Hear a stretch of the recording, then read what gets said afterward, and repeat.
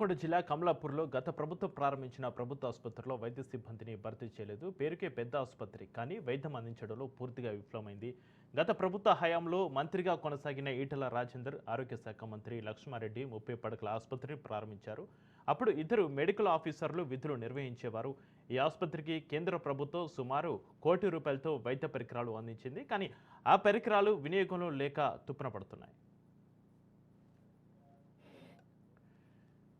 గత ఏడాదిలో primary health care centre నుంచి అప్గ్రేడ్ అయ్యి కమ్యూనిటీ హెల్త్ కేర్ సెంటర్గా మారింది. కానీ గతంలోనే ఇప్పుడు అదే వైద్య సదుపాయ చికిత్స అందిస్తున్నారు. 30 పడకల ఆసుపత్రికి కావలసిన శస్త్రచికిత్సలు చేసే సర్జన్లు ఉండాలి. ప్రభుత్వం రిక్రూట్మెంట్ చేయాల్సి ఉంది. కానీ పరికరాల్లో వివిధ ప్రాంతాల నుంచి డిప్యుటేషన్పై ఎంబీబీఎస్ వైద్యులతో కాలం వెల్లదిస్తున్నారు. ఆసుపత్రికి వచ్చిన ఎమర్జెన్సీ కేసులు సర్జన్స్ లేకపోవడంతో ఇక్కడ డాక్టర్లు అంబులెన్స్లో హన్మకొండ, హుజూరాబాద్ ప్రాంతాలకు పంపుతున్నారు. పెద్ద ఆసుపత్రి అని వైద్యానికి వస్తే డాక్టర్ లేక రోగులు తీవ్ర ఇబ్బందులకు గురవుతున్నారు. ఈ ప్రభుత్వం ఇప్పటికైనా 30 పడకల ఆసుపత్రికి కావలసిన వైద్య సిబ్బందిని నియమించి పూర్తిస్థాయి వైద్య సేవలు అందించాలని ప్రజలు కోరుతున్నారు.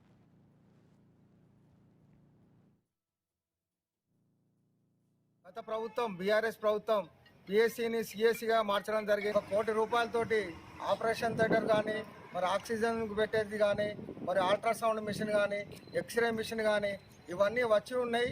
2 సంవత్సరాలుగా జంగిపట్టిపోతున్నాయి. ఇప్పుడు పనిచేయలేని పరిస్థితులు ఉన్నారు. ఎందుకంటే వాడుకునే దానికి సరైన టెక్నీషియన్లు ఇప్పటివరకు కేటాయించలేదు.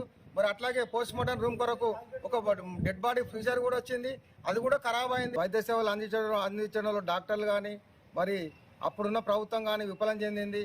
మరి ఇప్పుడు 30 పడకల హాస్పిటల్ వచ్చిన తర్వాత దానికి సరిపడా సిబ్బంది మరి గత ప్రభుత్వంలోనే మరి ఈటెల రాజేందర్, మరి లక్ష్మారెడ్డి గారు ఎంతో అట్టహాసంగా ప్రారంభించారు. అప్పటి నుంచి ఇప్పటి వరకు దానికి ప్యాటర్న్ లేదు, జీవో లేదు. మరి ఇప్పుడున్న ప్రభుత్వానికి, కాంగ్రెస్ ప్రభుత్వానికి మా పొన్నం ప్రభాకర్ మంత్రి గారు మరి వరదల ప్రణవ్ గారి దృష్టికి తీసుకెళ్లి మరి హాస్పిటల్కు సరైన మరి ఎందుకంటే సిబ్బందిని కేటాయించాలని మొన్ననే కోరడం జరిగింది. దాన్ని స్పందించి హెల్త్ మినిస్టర్ గారికి మరి రాష్ట్ర రవాణా శాఖ మంత్రులు మరి ఒక లెటర్ పెట్టడం జరిగింది. ఈ ప్రజల సౌకర్యార్థం ప్రజాప్రభుత్వం ఏర్పడింది కాబట్టి ఈ ప్రజాప్రభుత్వం లోపల దాన్ని అప్గ్రేడ్ చేయించి ప్రజలకు సరైన వైద్యం అందిస్తాము. అప్గ్రేడ్ అయింది. ఇప్పుడు ఇది 30 పడకల ఆసుపత్రిగా ఉంది.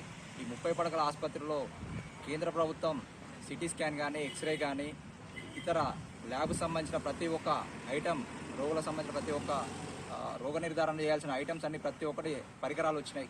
ఆ పరికరాలు సద్వినియోగం చేసుకుందామంటే దానికి సంబంధించిన టెక్నీషియన్స్ కానీ, డాక్టర్స్ కానీ ఎవరు అందుబాటులో లేక అవన్నీ చెత్త కుప్పలకు వెళ్లే పరిస్థితిలో ఉన్నాయి. ఇనుప సామాన్లకు చెత్త కుప్పలకు వెళ్లే పరిస్థితిలో ఉన్నాయి.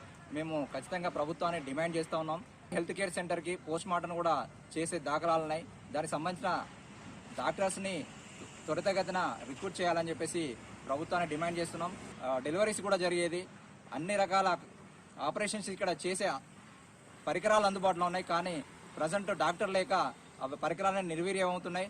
సెంట్రల్ గవర్నమెంట్ ప్రజలకు ఉపయోగపడాలని చెప్పేసి పెద్ద ఎత్తున పరికరాలను పంపించింది. ఆ పరికరాలను యూటిలైజ్ చేయాలంటే ఖచ్చితంగా డాక్టర్స్ను పంపించాలని చెప్పేసి మేము ప్రభుత్వాన్ని, కాంగ్రెస్ ప్రభుత్వాన్ని డిమాండ్ చేస్తూ ఉన్నాం. అదివరకు గ్రామీణ హాస్పిటల్ ఉండేది. దానిని గత ప్రభుత్వం అట్టహాసంగా 30 పడకల ఆసుపత్రి చేయడం జరిగింది. అప్పుడు ఉన్నటువంటి ఈటెల రాజేందర్ గారు మరియు ఆరోగ్య శాఖ మంత్రిగా లక్ష్మారెడ్డి గారు దీనిని 30 పడకల ఆసుపత్రి దీన్ని చేశారు. కానీ దీనికి సరి అయిన సిబ్బందిని, డాక్టర్స్ను నియమించకపోవడం చాలా బాధాకరణం. మరి ఈ ప్రభుత్వం ఈ 30 పడకల హాస్పిటల్కి అప్పుడు కేంద్రం ₹1 కోటి వెచ్చించి మరి అన్ని సదుపాయాలు సమకూర్చినప్పటికీ మరి సరి అయిన సర్జన్స్, డాక్టర్స్ లేక పేషెంట్స్ను మరి ఇతర హన్మకొండ, హుజూరాబాద్ పంపించడం జరుగుతుంది. కేవలం ఎంబీబీఎస్ డాక్టర్ చదివినటువంటి వారినే పెట్టడం జరిగింది. ఇప్పటికైనా ఈ యొక్క ప్రభుత్వం ఈ హాస్పిటల్కు నిర్లక్ష్యం చేయకుండా మరి సర్జన్స్ను నియమించి మరి టెక్నీషియన్స్ మరి ఇతర సిబ్బందిని పూర్తి స్థాయిలో ఫుల్ఫిల్ చేసి గత ప్రభుత్వము కమలాపూర్ ప్రభుత్వ ఆసుపత్రిని 30 గదుల ఆసుపత్రిగా అప్గ్రేడ్ చేయడం జరిగింది. అది పేరుకు మాత్రమే ఉన్నట్టుగా కనబడుతుంది.